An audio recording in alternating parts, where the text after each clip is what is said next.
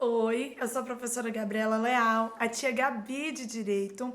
Nós estamos conversando sobre a educação. Educação, nós estudamos na última aula, que é um direito.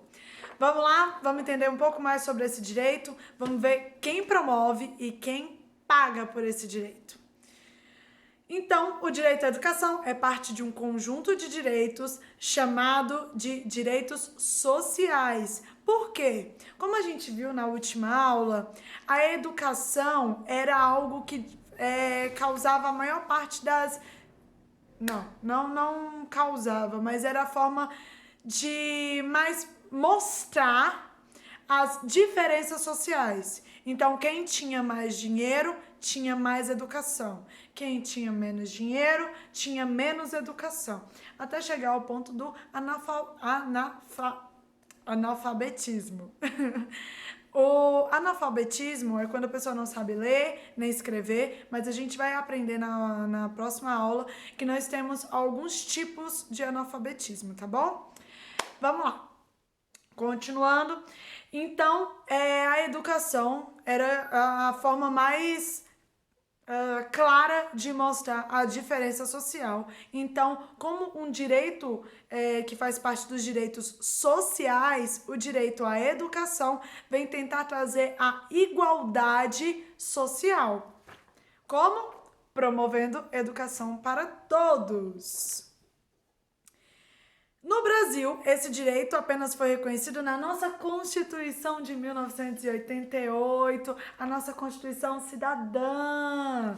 Essa Constituição foi quem reconheceu esse direito, foi a primeira. E antes disso, o Estado não tinha obrigação nenhuma de promover a educação. Era visto só como...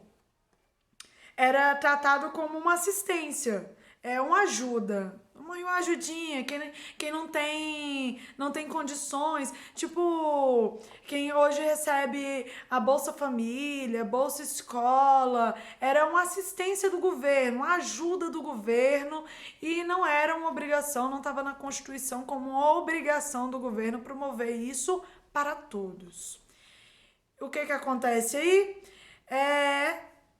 E era dado como amparo àqueles que não podiam pagar. Continuando nosso texto. Além da Constituição Federal de 1988, existem ainda duas leis que regulamentam e complementam o direito à educação. São eles o nosso Estatuto da Criança e do Adolescente, o ECA de 1990, e a Lei de Diretrizes e Bases da Educação de 1996. Juntos, o que acontece? O Estatuto da Criança e do Adolescente diz que a criança tem direito a estudar, a criar-se, tem direito a um ambiente saudável para crescer, exercer a sua criatividade. E as diretrizes e bases da educação dão uma base mínima do que a criança tem que estudar. Então, vocês teriam o direito a serem alfabetizados, a aprenderem as continhas básicas, todas as matérias, elas estão incluídas nas diretrizes e bases da educação. Matérias extracurriculares, como por exemplo, vocês têm aula de direito.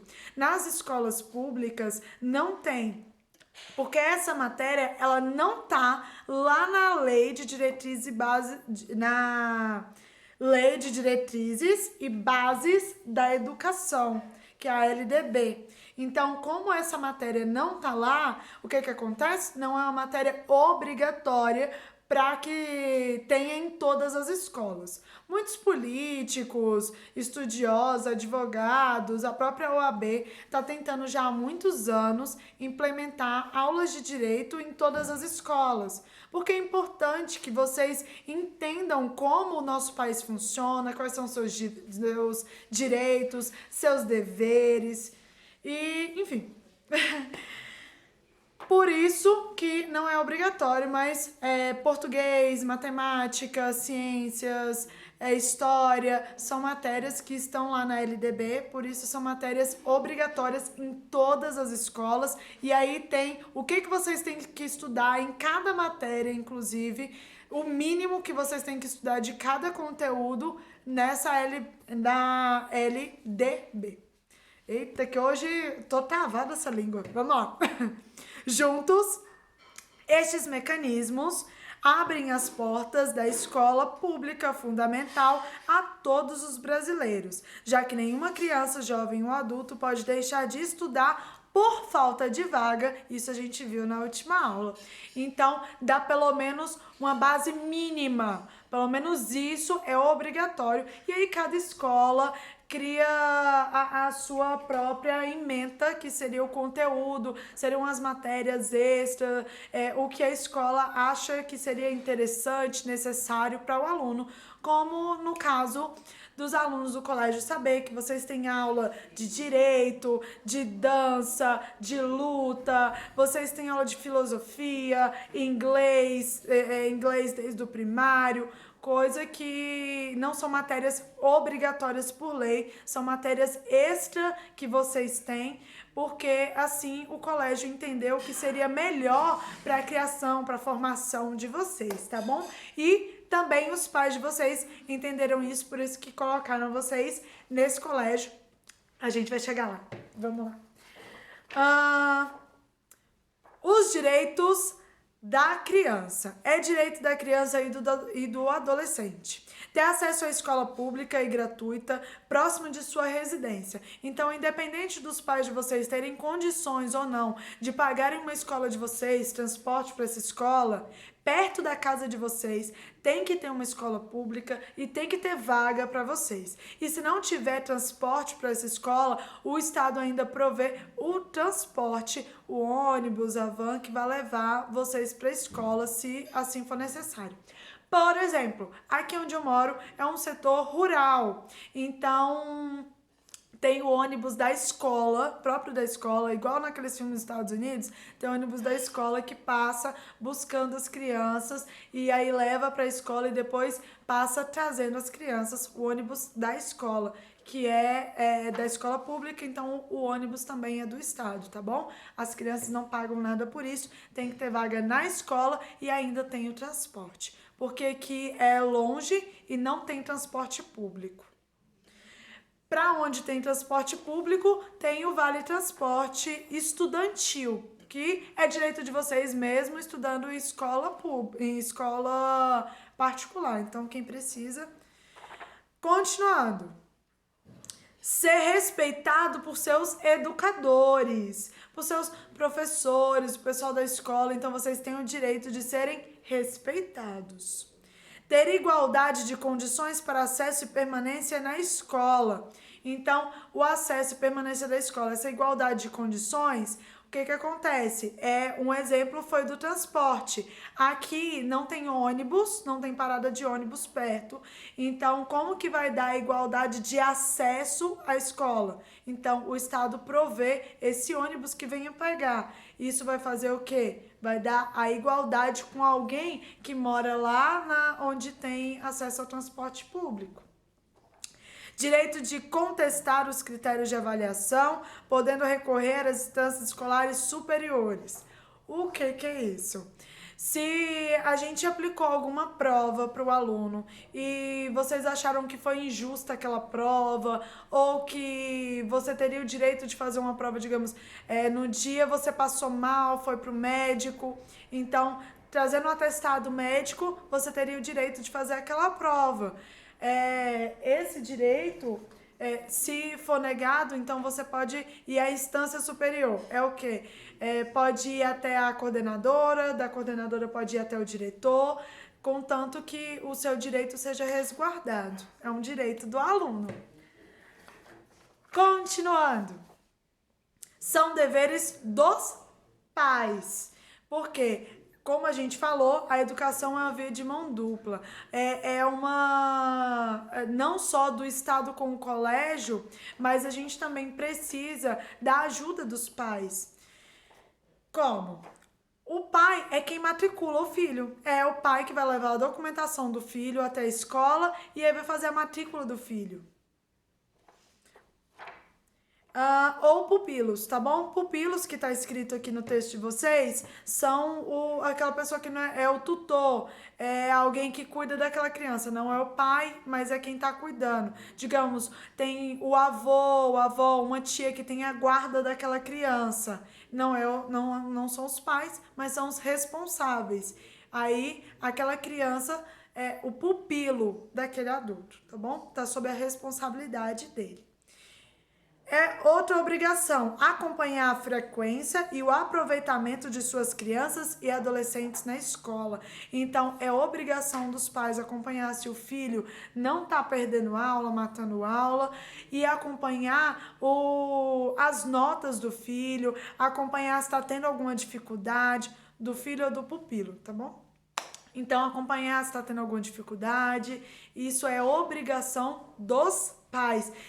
E se os pais não fizerem isso, a coisa vai ficar séria. Por quê? O descumprimento desses deveres pode ser identificado como um crime de abandono intelectual, quando a criança não é matriculada na escola, ou infração administrativa, quando os pais não acompanham o desenvolvimento do aluno, quando tem reunião de pais, quando o professor, o diretor chama os pais na escola.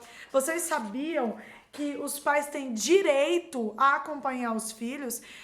A escola dá um termo dizendo que tem a reunião de pais, e esse pai pode levar esse termo lá no trabalho dele e conseguir uma licença para estar lá na reunião, porque é um direito do pai estar acompanhando o filho na vida escolar, e também uma obrigação.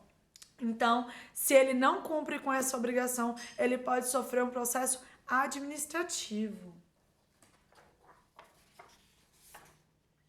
É dever do Estado assegurar a criança e ao adolescente. Vamos lá. Ensino fundamental, que seria do 1º ao 9º ano, como a gente estudou na última aula, e ensino médio obrigatórios e gratuitos, inclusive para os que a eles não tiveram acesso na idade própria, a gente estudou isso. Atendimento educacional especializado aos portadores de necessidades especiais, de preferência na rede regular de ensino, a gente estudou isso na última aula. Essa é uma lei nova, foi de 2013. A partir de 2013 é que as pessoas com necessidades especiais puderam ter o direito de cobrar uma vaga numa escola com atendimento especializado para a necessidade dela. Atendimento em creches e pré-escolas às crianças de 0 a 3 anos, porque a partir dos 4 anos já é educação obrigatória. Acesso aos níveis mais elevados de ensino, da pesquisa e da criação artística. Oferta de ensino noturno regular, adequado às condições de jovens e adolescentes que trabalham. E na época que eu estudei à noite no ensino médio. Tinham muitos amigos meus que trabalhavam durante o dia. Eu também trabalhei durante o dia com o meu pai. Então, tem muitos projetos de jovem aprendiz, primeiro emprego, para jovens e adolescentes já começarem a sua carreira. E assim é uma forma também muito interessante de descobrirem o que querem ser quando crescerem. Através desse trabalho nessas empresas, tem a quantidade de horas, tem um estatuto, um regulamento próprio para esse trabalho, para não ser enquadrado em trabalho e exploração infantil. Então tem a idade, é só a partir dos 14 anos. E aí tem a quantidade de horas que esse adolescente vai poder trabalhar, mas já é um começo. É muito interessante isso. Quando vocês estiverem mais velhos, a partir do ano que vem, vocês vão estar no ensino fundamental 2. E aí vocês já podem começar a pesquisar e pensar sobre isso, tá bom? Voltando. Atendimento no ensino fundamental através de programas que garantam material escolar didático. É o Bolsa Escola, tem o cartãozinho, quem não tem condições de comprar, o Estado, então, dá esse cartão para que os pais possam ir na papelaria e comprar esse material escolar para o filho, para que ele possa também desenvolver na aula, tudo. Imagina, uma aula de artes, vamos todos pintar, a criança não tem lápis de cor. Abram os cadernos, a criança não tem caderno. Então, isso prejudicaria muito o ensino e aprendizado. Então, isso entra lá nos direitos da criança de poder ter a igualdade de acesso e permanência na escola. Essa igualdade também entram os materiais escolares, né? A igualdade ali para o aprendizado. Transporte, alimentação e assistência à saúde. A gente já comentou sobre isso. Transporte, né? Então, quem não tem como chegar até a escola, alimentação em todas as escolas públicas tem o lanche e assistência à saúde. As crianças na escola pública e escolas também que são assistenciais, essas escolas, elas provêm também o acesso à saúde, principalmente saúde bucal, tá sempre acompanhando.